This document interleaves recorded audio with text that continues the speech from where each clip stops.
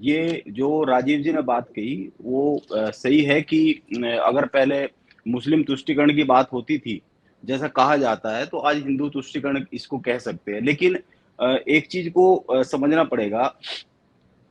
जैसे अभी आपने कहा कि क्या हिंदुत्व जो है उसके कारण सरकार बनी, या फिर जब 2014 के इलेक्शन हुए तो उस समय तक नरेंद्र मोदी हिंदुत्व का बहुत बड़ा चेहरा बन चुके थे, क्या केवल उस चेहरे की वजह से ही सरकार बनी?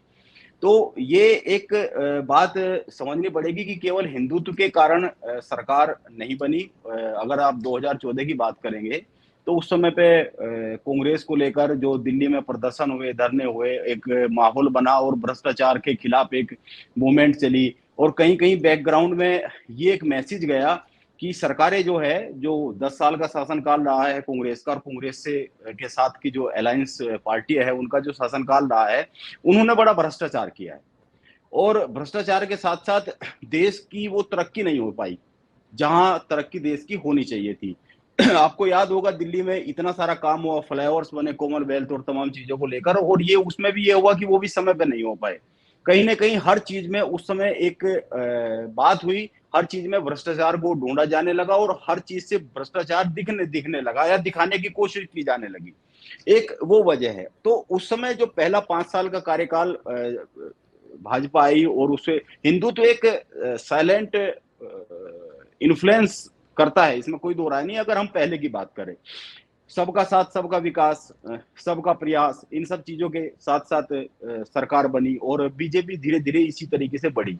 लेकिन जो मैं लगातार कहता रहता हूं कि भाजपा क्या है कि लगातार इंटरनली ये चेक करती है कि हम कहीं किस फ्रंट पे कमजोर हो रहे हैं, और वो इस नजरिए से चेक करती है क्योंकि सत्ता में फिर आना है, सत्ता में फिर बने रहना है।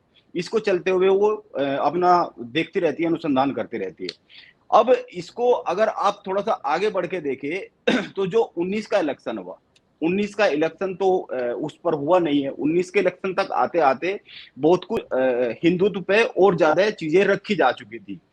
ये आ चुका था कि सरकार को बना के रखना है। एक ये माहौल बनाया गया कि अगर इस सरकार को बना के नहीं रखेंगे तो देश में जो 20 करोड़ मुसलमान है वो बाकी के जो 100 करोड़ से ज्यादा लोग हैं उनके लिए चिंता बन सकते हैं। इस तरह की एक चीज बनी। अब जो 24 का इलेक्शन है, अब 24 के इलेक्शन को लेकर बहुत हद तक भाजपा ने दो फ्रंट खोले हुए, दो एक नैरेटिव या फिर समाज में माहौल बनाने की अगर बात करें, दो विषयों पे एक साथ काम हो रहा था, जो कि अब थोड़ा सा उसमें डिस्टरबेंस दिख रही है।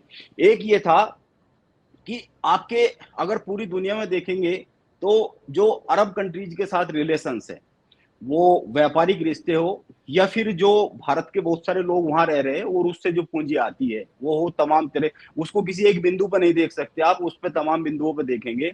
तो उन रिश्तों को भी बना के रखना है। और जो भारत की अंदर की जो राजनीति है, जो वोट की राजनीति है, सत्ता में बने रहने की राजनीति है, उसको भी साधना है।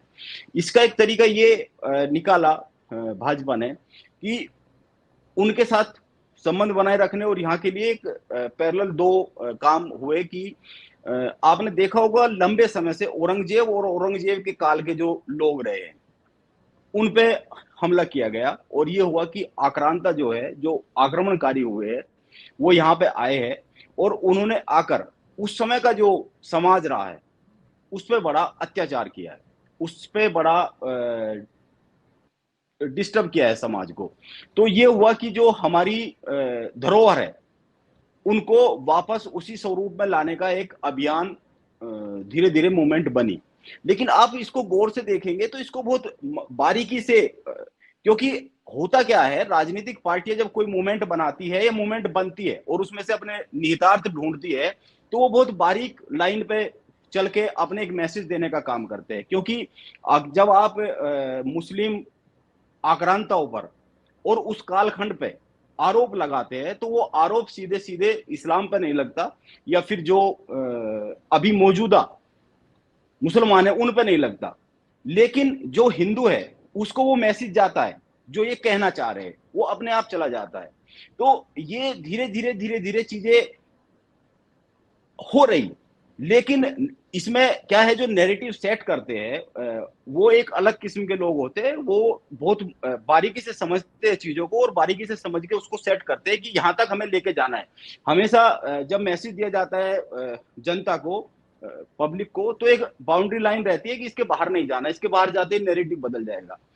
अब नूपुर से यही गड़बड़ हुई, उसने वो बाउंड्री लाइन बाहर आ गई उससे वो, क्योंकि जो पूरा का पूरा बात थी वो ये थी कि जो मुस्लिम आक्रांता रहे और उन्होंने जो उस समय पे विघटन किया या उस समय पे खंडित किया या उस समय पे जो भी है, वो सच्चाई है या नहीं है, उस पर अब एक अलग विषय है, लेकिन ये एक बात है।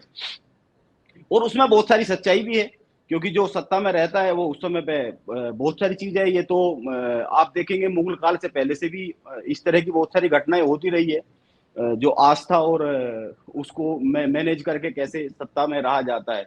तो वो उसके बाहर गई, और जैसी बाहर गई वो सीधा का सीधा हमला जो है वो, क्योंकि आप जब औरंगजेब और औरंगजेब के काल से जोड़ते हैं तो वर्तमान पर नहीं होता। अभी आपने देखा होगा, आरएसएस के एक बड़े पदाधिकारी ने कहा, बोले कि आप एक चीज बताइए, जो ईसाई यहाँ पे रह रहे हैं वो तो ब्रिटिश काल की वो करते नहीं है, उसको महिमामंडित नहीं करते, ब्रिटिश काल का गुणगान नहीं करते, ये नहीं कहते कि ब्रिटिश काल में अच्छा ही नहीं ढूंढते। तो जो मुसलमान रह रहे हैं वो मुगल काल में या जो मुगल आक्रांता रहे उनसे खुद को क्यों जोड़ते हैं? जब ईसाईयत जब यहाँ आई अंग्रेजों के साथ, जब ईसाई नहीं जोड़ते तो फिर मुसलमान क्यों जोड़ते हैं? तो ये एक बारीक फर्क समझना पड़ेगा, और इन बारीक फर्क से दोनों से चीजें कैसे साधी जा रही है।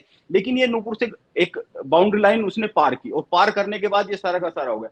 ये एक सीन है, लेकिन इसमें सबसे बड़ी बात ये है कि ये जो एक सीन है, इस सीन से जो समाज में असर जाते हैं, समाज के असर क्या है उसको इस तरह समझना पड़ेगा कि जो एक पीढ़ी है, तकरीबन एक पीढ़ी को हमें तैयार करने में एक पीढ़ी खर्च होती है, और अगर एक पीढ़ी पर इस तरह के असर चले गए समाज में जिस तरह के आज जा रहे, तो फिर आप समझिए उसके बहुत गंभीर परिणाम होते हैं। आपको फिर उसको सुलटना मुश्किल हो जाएगा।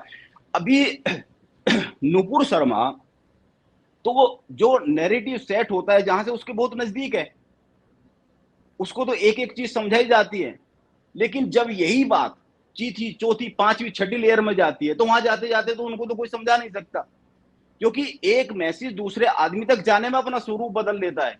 तो इसको बहुत समझना पड़ेगा, और इसके परिणाम राजीव जी सही कह रहे हैं, आज अभी बहुत समझ में आने भी लगे हैं थोड़ा थोड़ा, लेकिन जब आप दूर जाकर देखेंगे, बहुत दूर जाकर देखेंगे, बहुत दूर की नजर से देखेंगे, तब ये समझ में आएगा। और आप हमसे जुड़े रहने के लिए सब्सक्राइब करें YouTube पर, फॉलो करें Twitter पर और लाइक करें Facebook पर। और ज्यादा जानकारी के लिए आपको टाइप करना होगा सिर्फ न्यूज़ नशा।